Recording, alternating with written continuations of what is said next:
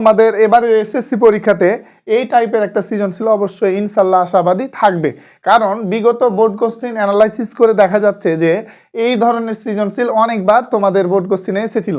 তো এই জন্য তোমাদের এবারের যেটা এসএসসি পরীক্ষা তোমরা দিবা, তোমাদের জন্য এই টাইপের এরকম একটা সৃজনশীল অবশ্যই কমন উপযোগী একটা সৃজনশীল। তো এই সৃজনশীলটা কিভাবে সমাধান করতে হবে, কিভাবে সমাধান করলে তোমার জন্য সুবিধা হবে এবং তুমি বুঝতে পারবা এবং বুঝে তুমি তোমার পরীক্ষার খাতায় তুমি অ্যান্সার করতে পারবা, সেই অনুযায়ী আমি আজকে বুঝাবো ইনশাআল্লাহ। তো এইখানে যে রয়েছে আমার সৃজনশীলটা, তো সৃজনশীলে দেখো যে দুইটা হচ্ছে উদ্দীপক, একটা রোমান নাম্বার দিয়ে এটা একটা দিয়েছে, বাস 2 নাম্বার রোমান দিয়ে এটা একটা দিয়েছে, বাস দুইটা উদ্দীপক দিয়েছে। একটা সৃজনশীলে দুইটা উদ্দীপক দিতে পারে বা একটা উদ্দীপক দিতে পারে। তো আমাদের এই সৃজনশীলে দুইটা উদ্দীপক দিয়েছে। তো দেন আমাকে কয়ে প্রশ্ন করছে যে m² - 4m + 3 কে উৎপাদকে বিশ্লেষণ করো। তো আমি যে উৎপাদকে করব এই যে অঙ্কটা, তো এই অঙ্কটা কিন্তু আমার কি এই যে উদ্দীপক ওই উদ্দীপক থেকে করে নাই, আমাকে কিন্তু এই প্রশ্নটা বাহির থেকে করেছে। তো এরকমই কিন্তু কয়ে সৃজনশীলের তোমাকে বানাইয়া দিবে এবং তোমাকে ওই বানাইয়া দিবে যে কোনো অধ্যায় থেকে, এটা বলা যাবে না, তখন তোমাকে কিন্তু করতে হবে। তো ম্যাক্সিমাম সৃজনশীলের কয়ে যে অঙ্কটা থাকে সেটা হচ্ছে কি উদ্দীপক বহির্ভূত, অর্থাৎ উদ্দীপকের সাথে সামঞ্জস্য থাকে না। আমরা ট্রাই করব এখন যে ক নাম্বারটা আমরা করব। তো ক নাম্বারটা কি রয়েছে আমরা একটু দেখি। ক নাম্বার উৎপাদক, তাহলে আমরা দেওয়া আছে বলে আগে তুলব, দেওয়া আছে বলে আমরা তুলব। তো দেওয়া আছে কি m² - 4m + 3। এখন এটাকে যদি আমি উৎপাদক করি তাহলে দেখো তো এটাকে আমি কি করতে পারি, এটাকে আমি বলতে পারি যে সমান দিয়ে এটাকে m² - 4m রয়েছে, তাহলে 4m, তাহলে উৎপাদক করলে 3, তাহলে এটাকে আমি বলতে পারি যে 3 আর এখানে 1, তাহলে 3 × 3, তাহলে -3m - m। আমার উৎপাদকের ক্লাস রয়েছে, তোমরা ইচ্ছা করলে উৎপাদকের ক্লাসটা দেখে আসতে পারো, +3। না বুঝতে পারলে অবশ্যই আমাকে কমেন্টে জানাবা উৎপাদক কি জিনিস। তো ঠিক আমরা উৎপাদকে ভাঙলাম, এবার ভাঙার পরে জোড়া করে আমরা কমন নিব, m কমন, তাহলে m - 3। এখানে কি কমন, -1 দেখি, তাহলে m - 3 সমান নিচে সমান m - 3 আর m - 1, তাহলে আমার উৎপাদক হয়ে গেল, বাস আর তো কিছু করা যায় না, তাহলে আমার উৎপাদকে বিশ্লেষণ হয়ে গেল। এই অঙ্কটা তোমাকে বানাইয়া দিবে, তোমার সংক্ষিপ্ত প্রশ্নতে থাকতে পারে, বলা যাবে না, তো তোমাকে কিন্তু এটা বিস্তারিতভাবে জানতে হবে। তো এভাবেই কিন্তু আসবে কয়েরগুলা। নাম্বারে কি বলেছে আমরা দেখি। খ নাম্বারে আগে দেওয়া আছে বলে কি দেওয়া আছে উদ্দীপকটাকে তুলি। তো আমাকে বুঝতে হবে খ নাম্বারের প্রশ্নটা কোন উদ্দীপক থেকে করেছে। তো আমরা দেখতে পাচ্ছি 1 নাম্বার রোমান থেকে আমাকে খ নাম্বারের প্রশ্নটা করেছে। তো 1 নাম্বার উদ্দীপক কি রয়েছে, 3 + √2। তাহলে আমি যদি p এর মান জানি, এখানে দিয়েছে শুধুমাত্র p এর মান দিয়ে আমাকে বলেছে p⁶ - 1 / p³ এর মান নির্ণয় করো। তো এটার মান চাওয়া মানে কি, এটার মান চাওয়া মানে হচ্ছে p⁶ - 1 / p³, তাহলে সমান এখানে আমি p⁶ / p³ সেপারেট করতে পারি, মাইনাস রয়েছে, মাইনাসটা হেডলাইনে দিতে পারি, আবার 1/p³ অর্থাৎ সেপারেটকরণ করলাম। সেপারেটকরণ করার পরে দেখো তো p³ আর p⁶ কাটাকাটি হলে p³ থাকে, -1/p³, অর্থাৎ a³ - b³ এর ফর্মুলা দিয়েছে। তাহলে আমি বুঝতে পারছি যে এখানে এটা আসছে, তাহলে এটার মান বের করা মানেই তো এটার মান বের করা, কারণ এটা মানেই তো এটা, তাই না? তাহলে আমাকে এখন কি করতে হবে, যদি p এর মান দেওয়া থাকে তাহলে 1/p অবশ্যই নির্ণয় করতে হবে, যদি x এর মান দেওয়া থাকে তাহলে 1/x এর মান অবশ্যই নির্ণয় করতে হবে তোমাকে। এটাই হচ্ছে রুলস, এবং অঙ্কের প্রথম স্টেপ হচ্ছে এটাই যে তোমার 1/p এর মান এখন নির্ণয় করতে হবে। 1/p মানেটা কি, 1/p মানে হচ্ছে √3 + √2। তো আমরা জানি যে এখানে যদি 1/p এর মানটা আমরা নির্ণয় করি তাহলে 1/p দিয়ে দিলাম, কিন্তু একটা জিনিস মনে রাখতে হবে, নিচে অর্থাৎ হরে যে জিনিসটা রয়েছে এই হরের অপোজিট চিহ্ন যেটা রইবে, অর্থাৎ √3 + √2 রয়েছে, তাহলে √3 - √2 এটা দ্বারা ওপর নিচকে আমরা কি করব, গুণ করব। তো দেখি তো ওপর নিচকে আমরা গুণ করি, 1 গুণিত √3 প্লাস √2 রয়েছে, তাহলে মাইনাস √2, বুঝেছি আমরা। তাহলে √3 প্লাস 2 তো আগে থেকে ছিল, √2 আগে থেকে তো ছিল, তাহলে এটার সাথে √3 মাইনাস √2, আমরা কি বুঝেছি? অর্থাৎ অপোজিট চিহ্ন দ্বারা ওপর নিচ দ্বারা গুণ করবো। এখন যদি এখানে √3 মাইনাস √2 থাকতো, তাহলে √3 প্লাস √2 দ্বারা আমরা ভাগ করতাম, গুণ করতাম ওপর নিচকে, হলো 1 এর সাথে এটা গুণ করলে ওইটাই থাকে, divide by a plus B into a minus B, অর্থাৎ a square minus B square. তাহলে a মানে এখানে √3, তাহলে √3 তার উপর স্কোয়ার মাইনাস √2 তার উপর স্কোয়ার, সমান নিচে সমান √3 মাইনাস √2 ডিভাইড বাই 3 মাইনাস 2 সমান √3 by minus √2 divide by 3 minus 2 মানে 1 দিতে হয় না। তাহলে এটা পেলাম 1 বাই কিসের মান, 1 বাই পি এর মান আমরা পেলাম √3 মাইনাস √2। এবার দেখো আমার যেহেতু এটার মান চেয়েছে, এটার মান আমাকে চাইলে আমি কি করতে পারি, এ মানটা যদি P cube minus 1 by P cube, তাহলে অবশ্যই এ কিউব মাইনাস বি কিউবের ফর্মুলা, আর এ কিউব মাইনাস বি কিউবের ফর্মুলা মানে এ মাইনাস বি এর মান তোমাকে জানা লাগবে। তাহলে এখানে এ মানে তো এখানে পি, আর বি মানে কি, বি মানে হচ্ছে 1 বাই পি, তাহলে পি মাইনাস 1 বাই পি এর মান তোমাকে জানতে হবে, পি মাইনাস 1 বাই পি এর মান জানতে হবে। তুমি এখান থেকে বুঝতে পারছো, তোমার মাথায় এটা আনতে হবে, এই জিনিসটা তোমার মাথায় আনতে হবে যে এখন আমাকে পি মাইনাস 1 বাই পি এর মান নির্ণয় করতে হবে, কারণ এ মাথায়টা তোমার যদি না ঢুকে তাহলে তোমার জন্য কিন্তু গণিত করা কঠিন হয়ে যাবে। সব সময় তোমাকে উপস্থিত বুদ্ধি রাখতে হবে এবং তোমার মাথায় সব সময় সেন্সে কাজ করতে হবে যে কখন কি করলে অঙ্কটা খুব সহজে হয়ে যাবে, এবং তোমার মাথায় সব সময় সিকোয়েন্স অনুযায়ী স্টেপ অনুযায়ী উপস্থিত বুদ্ধি রাখতে হবে, তাহলেই তুমি কিন্তু অঙ্ককে ইজিভাবে করতে পারবা, অঙ্ককে সমাধান করতে পারবা, তোমার পক্ষে একদম খুব খুব একদম সহজ হয়ে যাবে গণিত।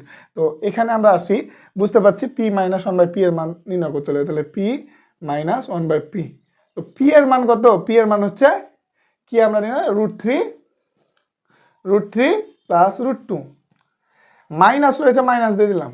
এবার 1 বাই পি এর মান কত, 1 বাই পি এর মান হচ্ছে এখানে √3 মাইনাস √2, √3 মাইনাস √2 সমান হচ্ছে সমান, এবার √3 প্লাস √2, মাইনাস থাকলে পুরোটা সাইন চেঞ্জ,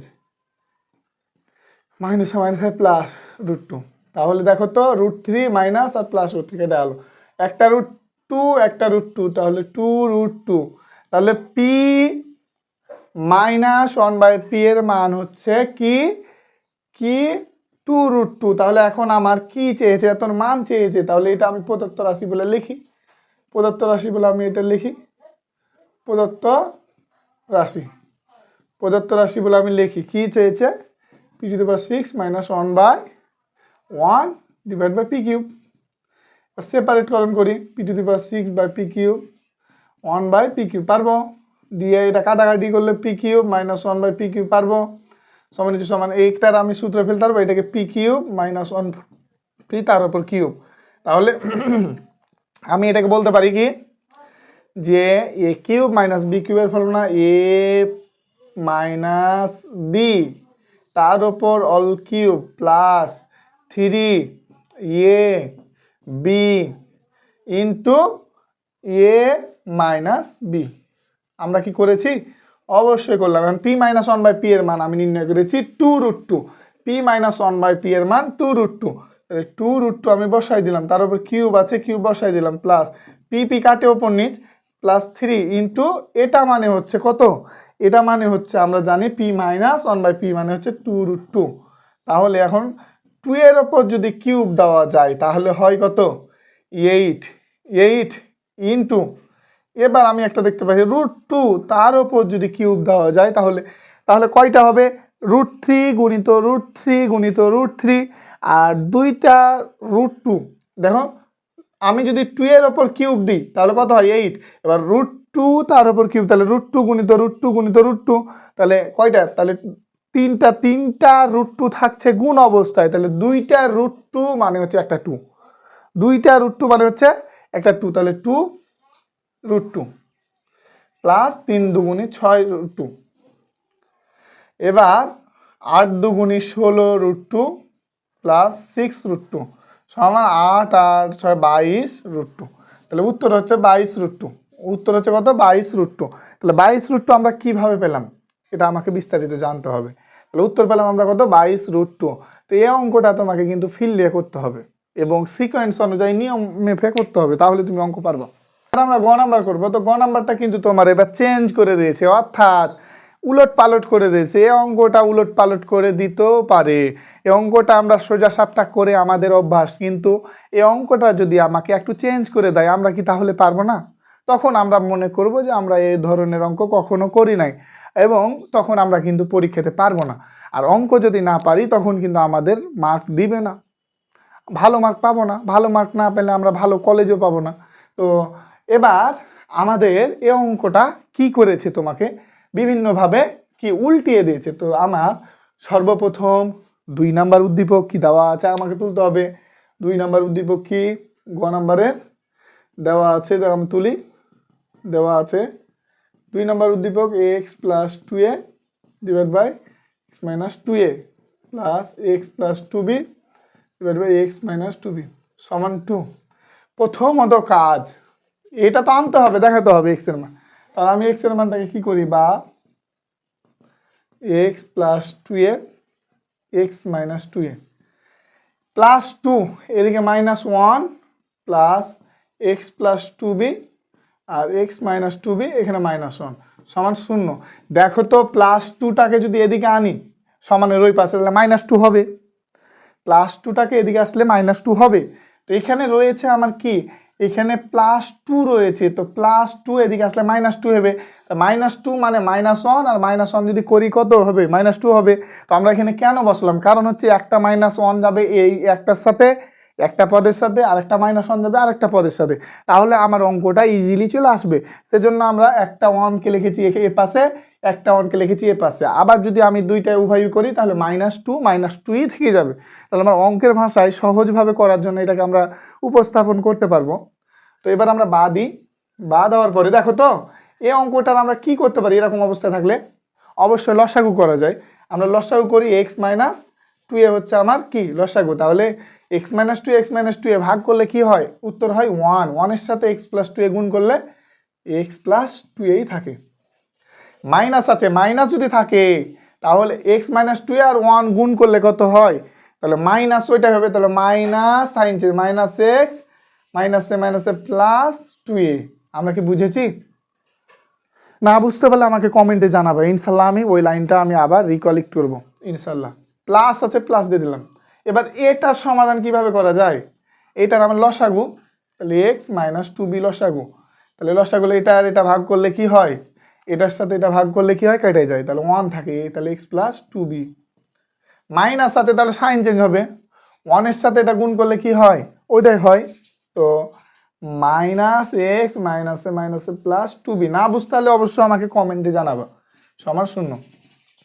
বা এবার দেখো তো নিচে x - 2a থেকে গেল।